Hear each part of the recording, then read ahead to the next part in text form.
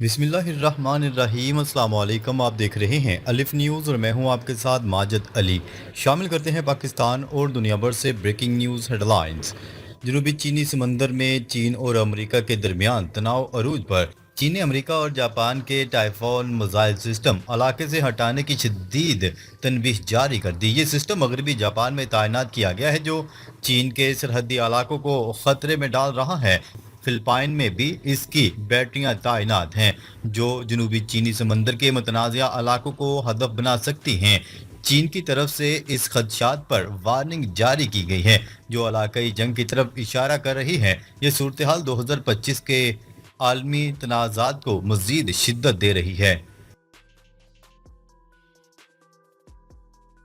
جنوبی چین سمندر میں چین کی فلپائنیز کے بحری جہازوں پر واٹر کینن حملہ۔ چین کی کوسٹ گارڈ نے فلپائنیز کی بحری جہازوں پر واٹر کینن سے فائرنگ کر دی۔ یہ واقعہ متنازع شوالز کے قریب پیش آیا، جہاں دونوں ممالک کے بحری جہاز آپس میں ٹکرائے۔ چین نے فلپائنز پر علاقائی خلاف ورزی کا الزام لگایا ہے۔ اس حملے کی ویڈیو بھی جاری ہو گئی ہے، جو تنازع کو مزید بڑھا رہی ہے۔ امریکہ اور وینزویلا کے درمیان بھی بحری جھڑپ شدت اختیار کر گئی۔ امریکہ نے وینزویلا کی ایک اور شپ پر حملہ کر دیا۔ وینزویلا کے فائٹر جیٹس اسکریمبل ہو چکے ہیں اور وہ جنگ کی تیاری کر رہا ہے۔ وینزویلا کے صدر نے چین سے مدد کی اپیل کی ہے، جہاں چین کی اربوں ڈالر کی سرمایہ کاری موجود ہے۔ یہ تنازع جنوبی امریکہ میں بڑی جنگ کا باعث بن سکتا ہے۔ چین اس معاملے میں وینزویلا کا ساتھ دے سکتا ہے، جو عالمی توازن کو متاثر کرے گا۔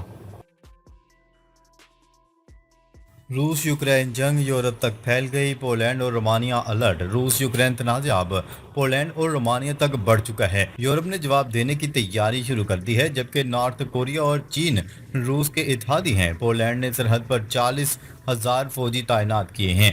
یورپی فائٹرز اور رافیل طیارے مشرقی سرحدوں کی حفاظت کر رہے ہیں۔ یہ صورتحال یورپ میں نئی جنگ کی آگاہی پیدا کر رہی ہے۔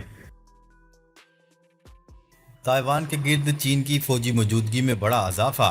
مغربی ممالک خبردار، چین تائیوان کے ارد گرد اپنی فوجی طاقت بڑھا رہا ہے۔ امریکہ، آسٹریلیا، جاپان اور برطانیہ نے چین کو سخت تنبیہ جاری کر دی ہے۔ اگر چین نے تائیوان پر حملہ کیا تو جواب میں جنگ شروع ہو جائے گی۔ کوواڈ اتحاد اس علاقے میں چین کو روکنے کے لیے قائم کیا گیا ہے۔ یہ تناؤ ایشیا میں ہتھیاروں کی دوڑ کو تیز کر رہا ہے۔ چین کی امریکی معیشت پر تاریخی اسٹرائیک۔ چین نے امریکی معیشت کو شدید جھٹکا دیا ہے، جس سے سونے کی قیمت آسمان چھوئی اور $3,700 فی اونس تک جا پہنچی۔ یہ تیزی چین کی بڑے پیمانے پر سونے کی خریداری کی وجہ سے سامنے آئی ہے۔ امریکی ڈالر کی قدر میں کمی آ رہی ہے، جبکہ سرمایہ کار گولڈ کو محفوظ پناہ گاہ سمجھ رہے ہیں۔ جبکہ ڈونلڈ ٹرمپ کی حکومت فیڈرل ریزرو سے سود کی شرح کم کرنے کی کوشش کر رہی ہے تاکہ معیشت کو سہارا دیا جائے۔ یہ صورتحال عالمی مالیاتی منڈیوں میں عدم استحکام پیدا کر رہی ہے اور امریکی سرمایہ کاری کو خطرے میں ڈال رہی ہے۔ ڈونلڈ ٹرمپ کی قطر اور مشرق وسطیٰ سے $2 ٹریلین کی سرمایہ کاری خطرے میں۔ ڈونلڈ ٹرمپ نے قطر، سعودی عرب اور متحدہ عرب امارات سے $2 ٹریلین کی سرمایہ کاری کے معاہدے کیے تھے، جو اب امریکی ڈالر کی کمزوری سے خطرے میں ہیں۔ چین کی سونے کی بڑھتی ہوئی خریداری سے ڈالر کی قدر گر رہی ہے، جس کا اثر خلیجی سرمایہ کاروں پر بھی پڑ رہا ہے۔ سرمایہ کار اب امریکی بانڈز اور ڈالر کی بجائے سونے کی طرف مائل ہو رہے ہیں، جو مستقبل کی قیمتوں میں اضافے کی توقع رکھتے ہیں۔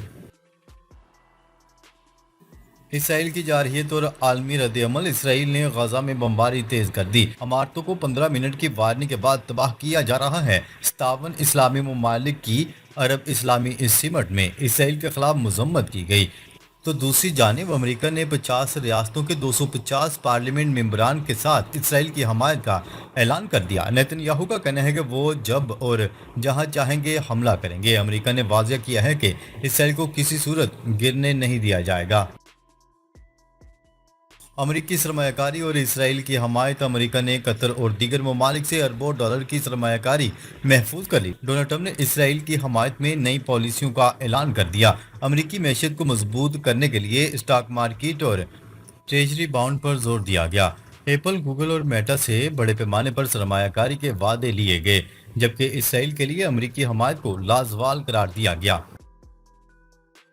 ترکی پر ممکنہ امریکی دباؤ، امریکہ نے ترکی کو اگلا ہدف بنانے کے اشارے دے دیے۔ ترکی کی اسٹاک مارکیٹ اور لیرا کو کمزور کرنے کی منصوبہ بندی کی جا رہی ہے۔ امریکہ کا کہنا ہے کہ ترکی کے خلاف معاشی پابندیاں عائد کی جا سکتی ہیں۔ نیٹو اور اسلامی ممالک سے ترکی کو کوئی حمایت ملنے کی امید کم ہے، جبکہ اسرائیل نے ترکی کے خلاف کارروائیوں کا عندیہ دے دیا۔ نیتن یاہو اور امریکی سیاستدانوں کی ملاقات۔ نیتن یاہو نے امریکی پارلیمنٹ ممبران سے ملاقات میں سخت پیغام دیا۔ 50 امریکی ریاستوں کے ممبران نے اسرائیل کے حق میں یکجہتی کا مظاہرہ کیا۔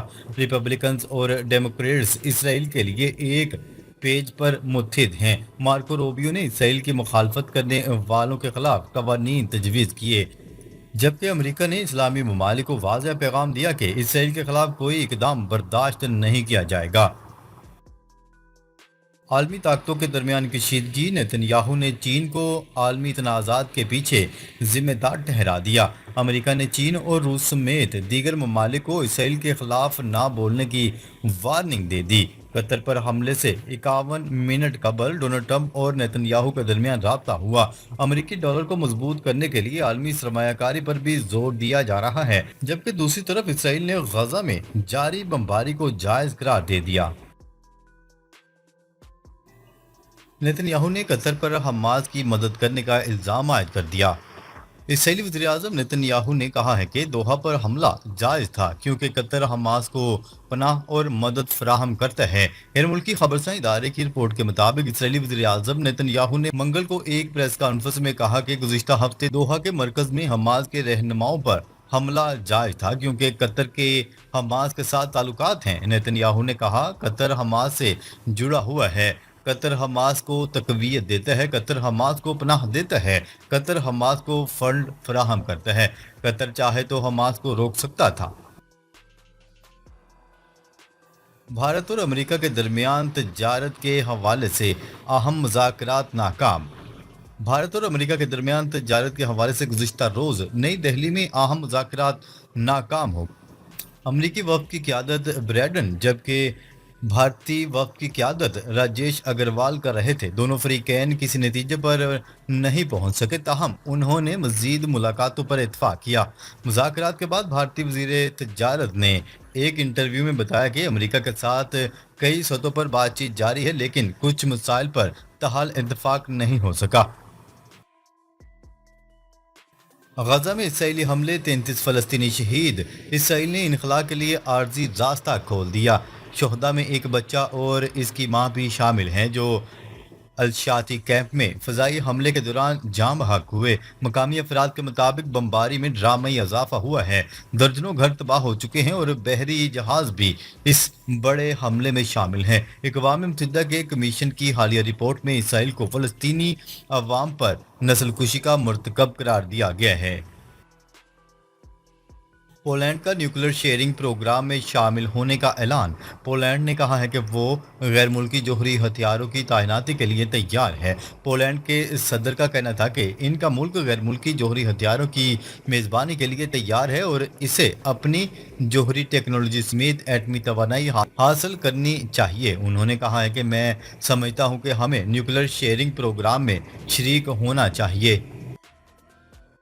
وزیراعظم شہباز شریف سعودی ولی عہد کی دعوت پر سعودی عرب پہنچ گئے۔ شہباز شریف سعودی ولی عہد شہزادہ محمد بن سلمان کی خصوصی دعوت پر سعودی عرب پہنچے ہیں۔ سعودی میڈیا کی رپورٹ کے مطابق وزیراعظم شہباز شریف سعودی ولی عہد شہزادہ محمد بن سلمان کی دعوت پر کابینہ کے اہم ارکان کے ساتھ ایک روزہ سرکاری دورے پر سعودی عرب کا دورہ کر رہے ہیں۔ ٹرمپ نے امریکہ میں ٹک ٹاک پر پابندی کی ڈیڈ لائن دسمبر تک بڑھا دی۔ ڈونلڈ ٹرمپ کا کہنا ہے کہ امریکہ اور چین کے درمیان ٹک ٹاک کے مستقبل سے متعلق معاہدہ طے پا گیا ہے، جس کے تحت مقبول ویڈیو شیئرنگ ایپلیکیشن کو امریکہ میں چلنے کی اجازت مل جائے گی۔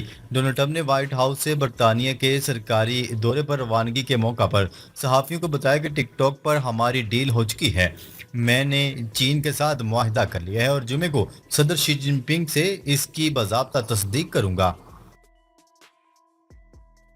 عراق میں مقدس مقامات کی زیارت کے لیے عمر کی حد مقرر۔ عراقی حکام نے زائرین کے لیے نئی ہدایات جاری کر دیں، جس کے مطابق 50 سال سے کم عمر اکیلے مردوں کو زیارت کے لیے ویزا جاری نہیں کیا جائے گا۔ ترجمان وزارت مذہبی امور کے مطابق 50 سال سے کم عمر مردوں کو خاندان کے ہمراہ درخواست دینے پر زیارت کا ویزا جاری ہوگا۔ پاک بھارت جنگ کے بعد ڈونلڈ ٹرمپ کا مودی کو پہلا فون۔ امریکی صدر ڈونلڈ ٹرمپ نے بھارتی وزیر اعظم نریندر مودی کو ان کی 75ویں سالگرہ پر فون کر کے مبارکباد دی۔ یہ دونوں رہنماؤں کے درمیان جون 2025 کے بعد پہلا براہ راست رابطہ تھا، جس نے سفارتی حلقوں میں نئی بحث کو جنم دیا ہے۔ وائٹ ہاؤس اور بھارتی وزیر خارجہ کے مطابق فون کال کے دوران ڈونلڈ ٹرمپ نے وزیر اعظم نریندر مودی کی قیادت کو سراہا اور کہا کہ وہ بھارت میں شاندار کام کر رہے ہیں۔ ناظرین، اب تک کے لیے اتنا ہی۔ مزید خبریں لے کر بہت جلد آپ کی خدمت میں حاضر ہوں گے۔ تب تک کے لیے اپنا خیال رکھیے گا۔ اللہ نگہبان۔